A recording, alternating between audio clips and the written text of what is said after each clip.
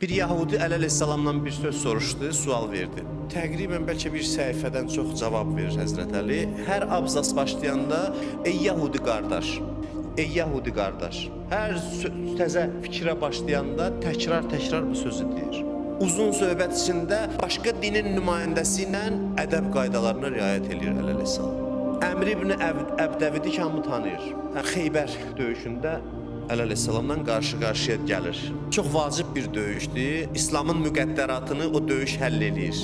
Əleyhissalam şücaətlə döyüşür ona qarşı, onu qətlə yetirir. Döyüşdən qənimət götürmək ən ibtidai haqqı bu gün də var. Düşmənə zərbə vursan onun sürsatını, silahını qənimət olaraq götürürsən. Həzrət Əli onun zirehinə dəymir. Çox da bahalı zirehi var idi. Yəni Həzrət Əli üçün çox qiymətli idi o.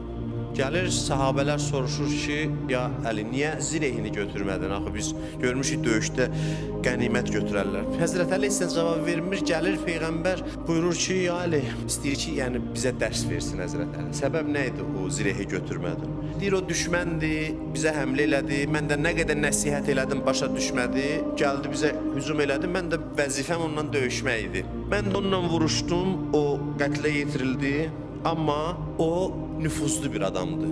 Qəbiləsinin ağsaqqalıdır. Hörmətli bir adamdır. Onun hörmətini sındırmaq istəmədim. Düşmən də olsa, hər kim olsa, onun öz qəbiləsi içində nüfuzu var. Onun böyüklüyünə uyğun davrandım. Düşməndir, vuruşursan, təcavüz eləyib, o sənin vəzifəndir. Vuruşmaq ayrı məsələdir. Sizinlə vuruşanlarla vuruşun.